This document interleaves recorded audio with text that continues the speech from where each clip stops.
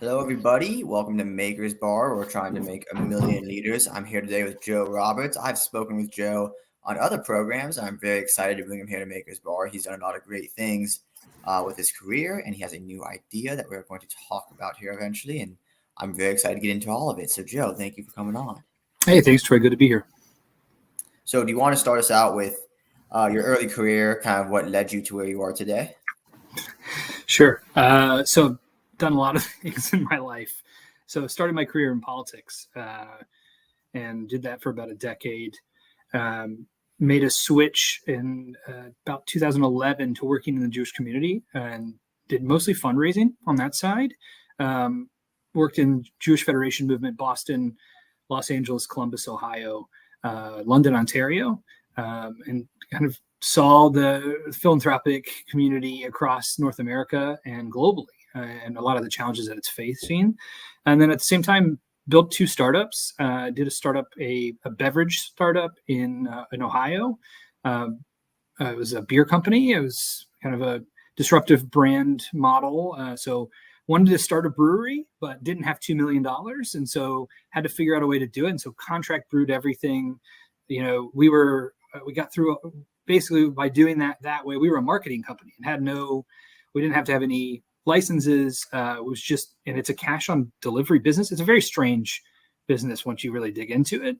So, and had that startup, and then had an exit there, and then went on to found a company that was collecting a portfolio of space junk that might be valuable at some point in the future, and still have that portfolio because nothing is able to be done with that stuff yet. But maybe in a couple of decades' time would be the hope. So done a lot of things. Now I'm a public affairs professional. I run the defense and foreign affairs practice for a firm called Winston Wilmot in Ottawa, Ontario. And so help clients with their needs on, government relations, public affairs, crisis communications in general. Very cool. Very cool. Great background. A varied background. Very ranged, which I appreciate because my young career background is very ranged so far. And it's nice to see successful entrepreneurs that have taken many different routes to get to where they are today.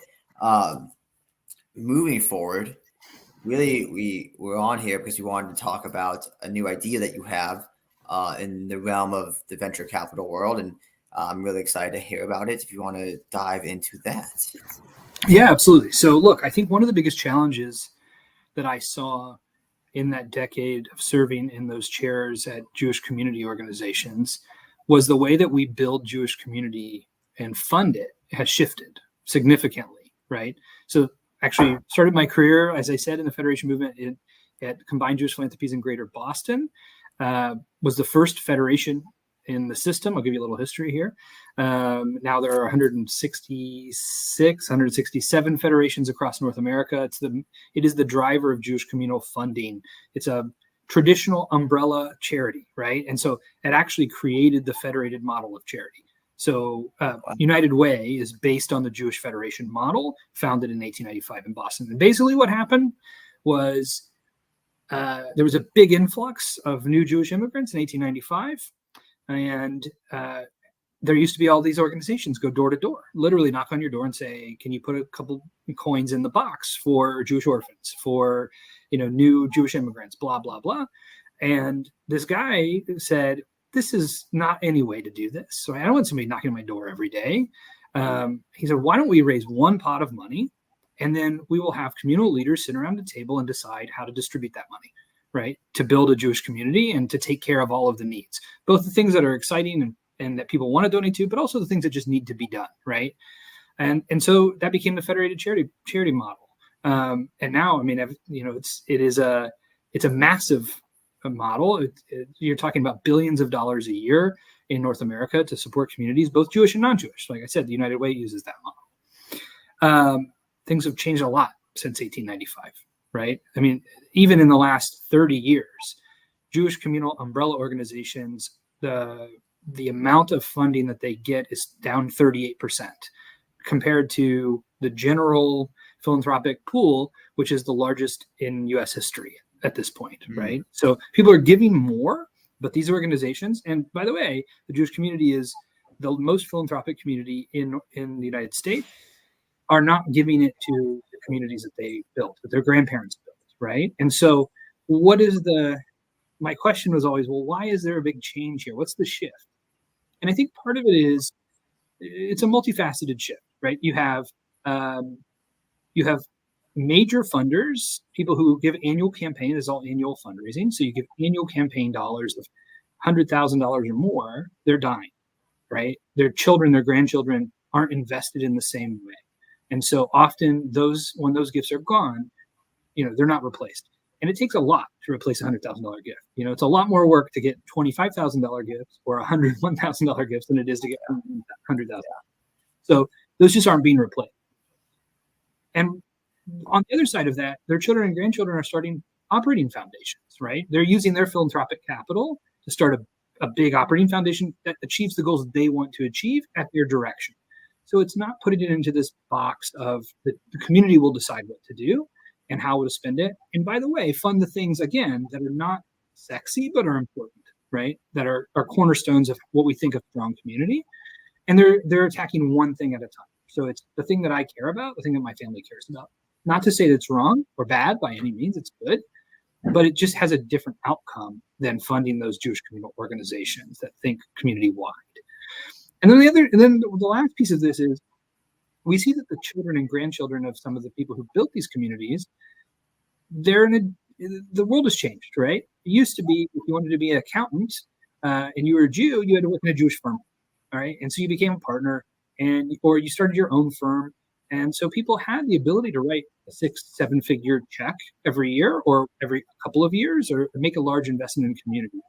The people that we see now, right? I said this generation that's coming into kind of their philanthropic prime, they're professionals. They make good careers, or they make good salaries, right? Maybe doctors, lawyers, accountants, whatever.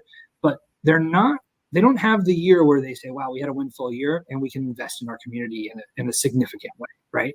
They can make a decent annual gift. Right? So a really different kind of landscape than we've seen in the past.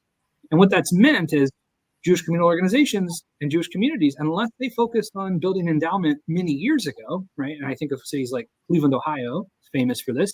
They built a huge endowment in the 60s, and they do, I think they have $3 billion under management now. If they didn't do that, they're struggling. They're struggling to replace those dollars and to keep the community moving. So the idea was, how do we actually address that challenge, right? So how do we address the challenge of a lack of Jewish business leaders that are coming in and being engaged in community? How do we address the challenge of just the dollars and cents? And so the model we put together is to create a venture fund that essentially connects Jewish entrepreneurs who want to be engaged in Jewish community and are willing to, both the investors and the entrepreneurs are willing to give a portion of equity in a funding deal, bring them together to the Jewish community to support it in perpetuity, right? So if you have an exit, you make money, the Jewish community makes money, the investor makes money. That's the deal, right? So how do we support community while everybody does well? That's the idea, and that's what we're working on. I love it. It's a win-win-win model. That's the idea, right? Yeah, that's amazing. One of my older brothers, that's his big thing. They're actually both entrepreneurs, and two of them are entrepreneurs, and one of those entrepreneurs, his big thing is, I wanted to go into a business where it was a win-win-win model, where everyone that's involved is a winner.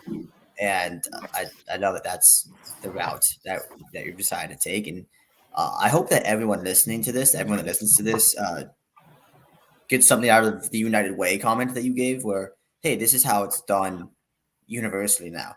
So we might be talking about a community that we care about deeply in the Jewish community. These are principles and ideas and ventures that can be implemented to everybody. I just wanted to mention that because, as you know, we are talking about the Jewish community here specifically. It's something that everyone can go do for the communities that they care about. And like you said, the families that maybe second, third, fourth generation of Jews in America, that now they care about other things. And there's other more pressing issues in their mind. So that's what they're donating to, and that's what they're putting their time and philanthropic effort towards, which is great. Again, we see struggles and we see things that need to be addressed that we want to take care of, and that's why you're starting this. So on that note, this is an idea. This is the initial stage. As a startup founder, what are some significant challenges in this initial stage that maybe you faced before and you expect to face again as you start this venture? I mean, none of this is ever easy. You got to have a lot of tenacity and push through a lot of no's, right? I mean, that's always, or yeah, I find, people don't understand an idea until it's real, right? Conceptually, people have a difficult time saying, like, what's the point, right? We already have funding mechanisms, or we already have, this and that. It has to be something like tangible and it's done, right? And so I think just pushing that vision and saying, this is where we're going and we're going to do it, and believing in it 100% is the only way to make it happen. As far as challenges, look, I think we need to build a strong advisory group, and that's really what I'm working on now. Is I need a group of advisors around the table to help shape this vision and to help push it out to communities and to build the network that we need to make this successful.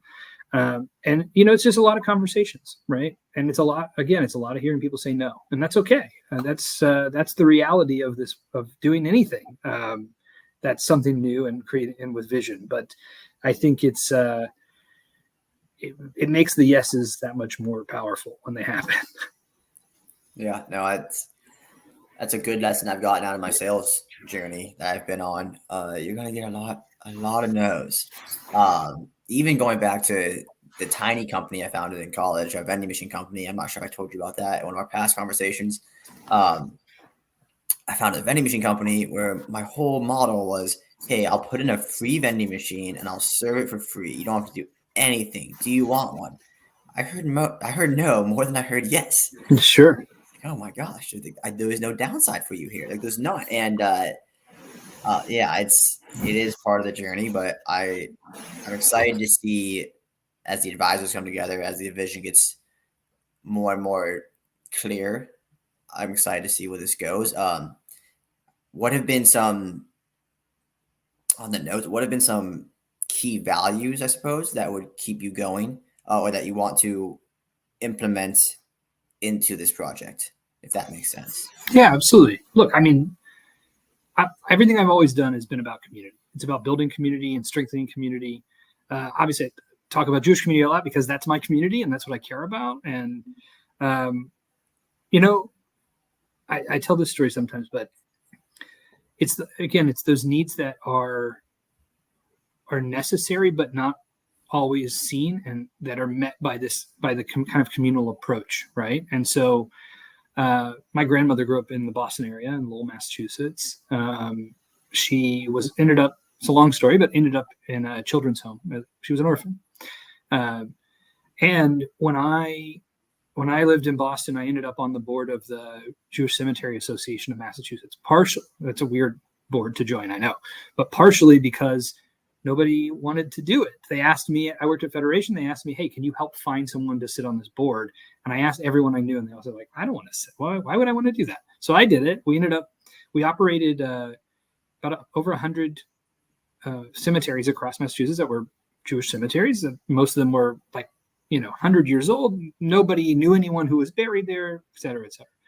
There was a children's cemetery in Malton, Massachusetts, that was kids that were orphans, Jewish orphans. I mean, babies, like kids from birth to about 15 years old died in care of the state. And it was one of those conversations. I told my grandmother about it, and she was like, that's the power of Jewish community and of Federation and what they do. And it's an untold kind of story about the way community works, right? Is that they still, somebody was there to make sure that people had appropriate burial. Those kids had appropriate burial, even though no one cared about them. Now, that's what community is all about, right? And I think that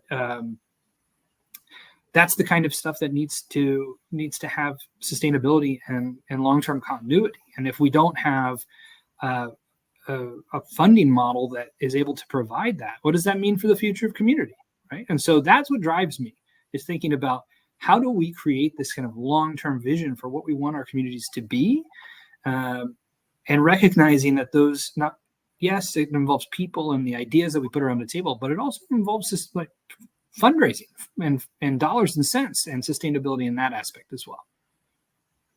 That makes sense. It's a beautiful and sad story at the same Yeah. time. I'm grown used to those in the past 5 months or so. Beautiful, sad stories. As you talk about community and keeping everything going with both people and fundraising, what do you envision success as for this venture, for this community building venture? What would you envision success as 10 years to 20 years, 30 years down the road? Sure. Look, I think it's pretty simple. It's dollars and cents, right? I'd like to see $500 million invested in Jewish community foundations. That's the long-term goal, right? So, how do we do that? It means we have to have a lot of entrepreneurs and a lot of investors. We have to have successful exits, which means that we're building a new generation of Jewish wealth, both as business leaders and for investors, and that we're investing that money in community. And I think it's a pretty simple formula, but the work that goes into it is going to be hard. And what, I guess, more so in the near term, you get the advisors, and maybe this is why you're getting advisors, this question. So, but you get the advisors, what is that next step? So would that go into, here's the vision, here's the company, let's go get the fundraisers, let's go get people to buy in, and then you go find entrepreneurs? Is that vice versa? Is it happening at the same time? What do those next steps look like? So we're working on a partnership with, I don't want to say the name yet because it's not finalized, but we're working on a partnership with a business school of entrepreneurship to actually create a pathway for Jewish entrepreneurs to come to us and looking for funding, wanting to do this, and actually voluntarily saying, not only am I looking for funding, but I want to invest in community as a part of building my business, right? And then I think, it's part of is helping to find investors who say, this is something that I want to do as well. I want to invest in young Jewish entrepreneurs, but I want to invest in community while I do it. And looking for Jewish communities that say, we want to be partners in this work, right? So, I always had this vision of, if we could make this happen. This is something I did as a Federation CEO. I thought, wow, we have all this space. There's a lot of Jewish communities have space, right? We have JCC, and it's empty 90% of the time. What if we had like a co-working space there for Jewish entrepreneurs? And what if we could actually build community in our community that way, right? So not only we're helping to bring the funding to these entrepreneurs, maybe we're asking them to say, we'll commit to keeping our business here, right? And we're giving them the space and resources to build that business.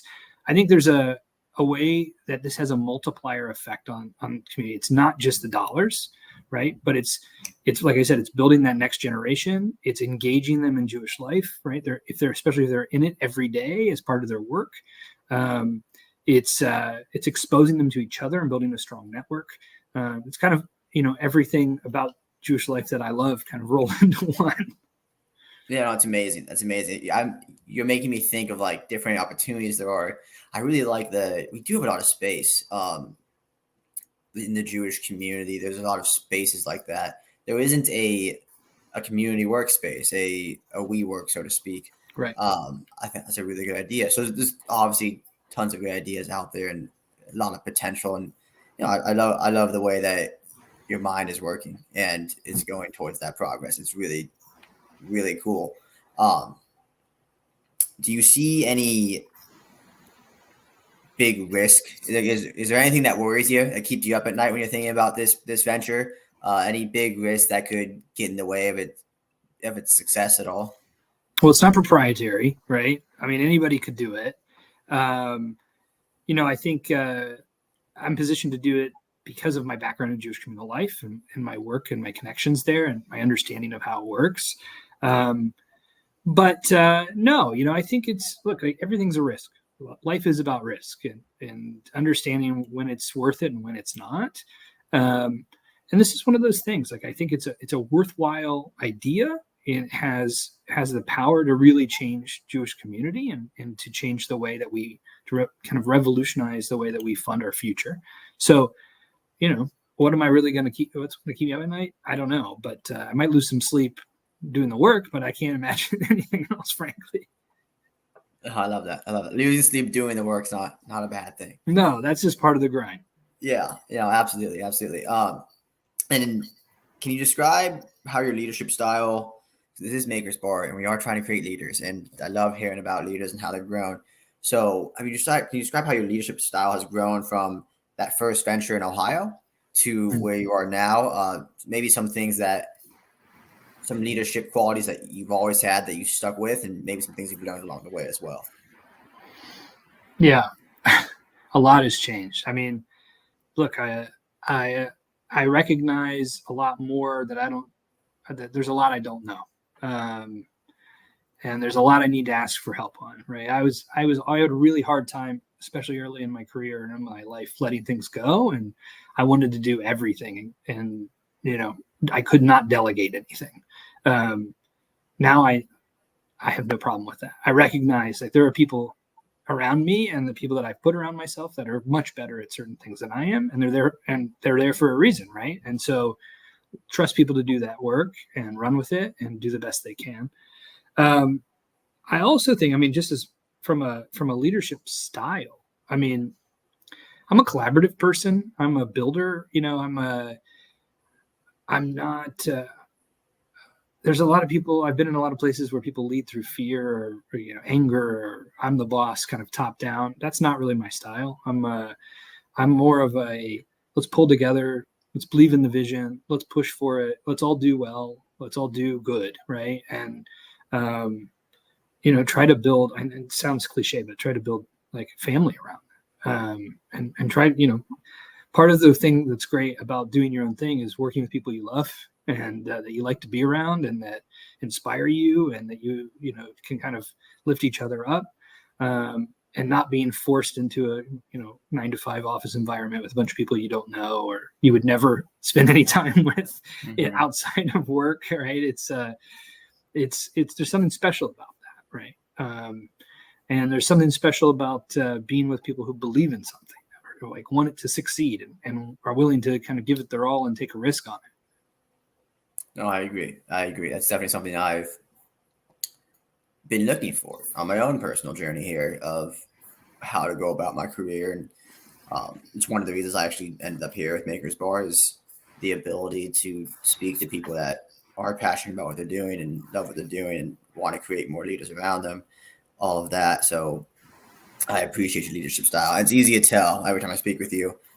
It's easy to tell that you have that passion and you do really care about community and that's what you're working towards. It's not driven by I'd call it a 9 to 5 mentality, so to speak. I'm going to come here because this is what's good for me, and it's not what drives you, and it's not what drives truly many people that anyone I've spoken to comes on this program and channel, and it's always something I appreciate, and it's always a good reminder to hear.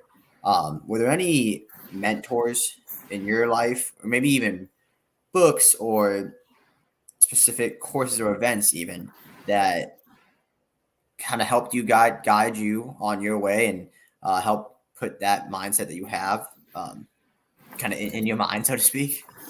Yeah, well, I mentioned my grandmother, and my grandmother, I think from a perspective of like, why do I care about community? Why does any of this matter to me? I mean, that's where that comes from. I think her experience was just so important, and hearing about it, and really, there's a long story there, but we really kind of created our bond came through like our Jewishness and our experience in building community. But before that, I mean, I had to talk about a book. My dad made me read. I was like 9 years old. My dad made me read "Success is a Choice" by Rick Pitino, the basketball coach. I don't know if you ever heard this book, but it stuck with me. It's like 9 years old, right? And it was one of those things that I really. There's a lot of lessons in there that I think were important about choosing success every day. Like you're waking up, it's what you make of it, right? It's how hard you work and what you put into it and what you believe. That's a choice you're making, right? And so I believe that very much. And I'd say my dad was a hustler and always is a hustler, always was. He's retired now, but was a hustler. When I was a kid, he was always like, how can you figure out a way to do something, like to build something, right? And so I remember he would encourage me. I mean, I would never do this with my kids today. It seems dangerous, but you'd be like, let's go buy a box of candy bars at Costco or Sam's Club or something, and like go door to door and sell them, right? And just for me, not for like a fundraiser or anything like that. Or like I would do stuff like that. I would buy boxes of baseball cards and sell them at school, or stuff, random things. And my dad really encouraged that. Like, get out, talk to strangers, understand what it's like to learn to talk to people and have to, tell them why they should buy something. And there's a skill there, but there's also an importance for your life to be able to do that stuff. Like I said, I don't think I'd send my kids out in 2024 and knock on random doors, but it was a different time. It was the early 90s. It was a different time. Things were still somewhat safe. So, but he taught me a lot about work ethic that way, and about, it's you gotta make things happen for yourself. And then I think there's one other person I would mention is there's a guy named David Sachs that I worked with out in LA, who was the West Coast director for the predecessor to the Jewish Federations, and he worked at the LA Federation. And he was one of those guys that just really, his whole life was about Jewish community. He cared about it more than anything. It was always, everything else was like, the earning a living and all of that portion, that was all secondary to the higher purpose, right, for him, which was, how do we build and maintain a strong community and make it something special? And there was something about that to me that sticks with me to this day. And I learned he had a lot of great like one-liners that, like things like, the most important thing is the things that people don't ask. So, that kind of thing, right? Stuff like that. So he's always somebody that I view as helping me set me on my path.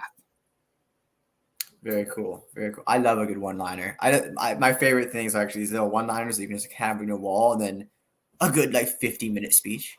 Yeah, absolutely. 1 hour speech that just obviously I'm a podcast host. Is one of the things that I do just by choice, so obviously love that. Love learning as much as I can. But very cool. Very cool. I love learning about my mentors. It's always very cool to see. And then a couple more questions here, and I'll let you go as we're kind of at this 30-minute mark. What are some of the most critical skills that you think an entrepreneur needs to be able to succeed as you've gone through your own entrepreneurial journey? Listen to what people say and what they don't say. Going back to that, sometimes the most important thing is the thing that goes unsaid, right? I find, and I've been there myself, and I think this goes back to what I was saying, is sometimes you have this idea in your head and you're like, I know exactly what I'm doing and nobody can tell me it's wrong. And everyone's telling you the same thing. You should listen, right? Maybe you should change it. It's like, if I'm selling A product and everybody's telling me what we really need is B, then maybe I should be selling B product, right? And not A. And so just be open to that and understand it. The other thing I would say is, again, going back to you have to drive yourself. That's part of being an entrepreneur. Nobody's going to do it for you. You don't have a boss checking in on you at the end of the day and saying like, what did you get done? We're going to check in on your progress.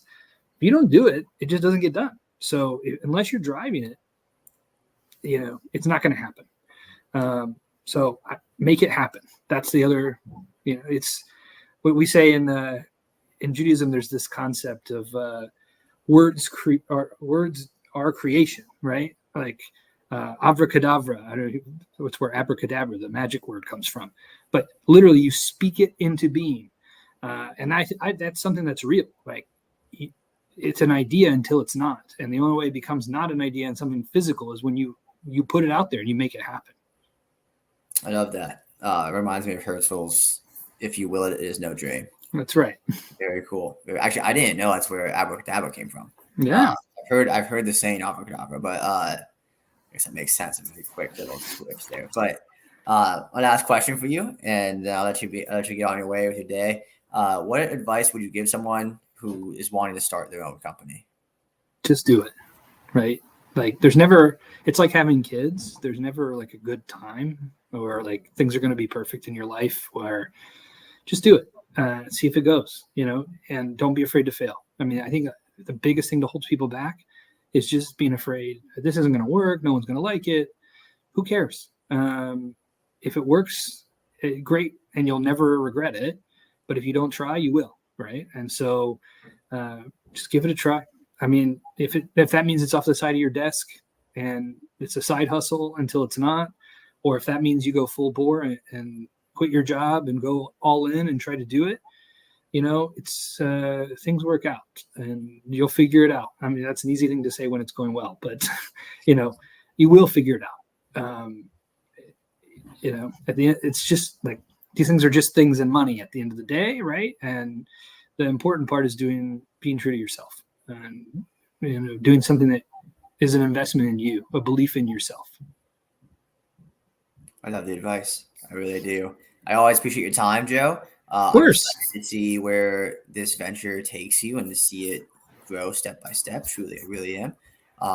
I can give you the rest of your day back, although I do need you to hold up for 1 second as this recording saves. But thank you for your time. Thank you for coming on Maker's Bar. I really appreciate it. Hey, thank you. Thank you.